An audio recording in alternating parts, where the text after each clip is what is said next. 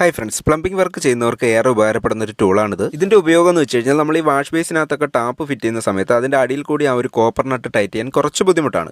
പുതിയ wash ബേസിനാണെന്നുണ്ടെങ്കിൽ tap fit ചെയ്തതിന് ശേഷം മാത്രം നമുക്ക് വാഷ് ബേസിന് എടുത്ത് വെച്ച് ഫിക്സ് ചെയ്താൽ മതിയാവും.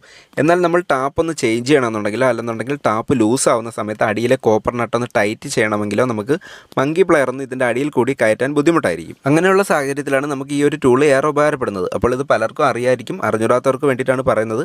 അപ്പോൾ ഈ ഒരു ടൂൾ ഉണ്ടെന്നുണ്ടെങ്കിൽ നമുക്ക് ഇതിൻ്റെ അടിയിൽ കൂടി ഇത്തരത്തിൽ കയറ്റി വെച്ചിട്ട് ആ ഒരു നട്ടിനെ ടൈറ്റ് ചെയ്യാനും അതുപോലെ ലൂസ് ചെയ്യാനും സാധിക്കും.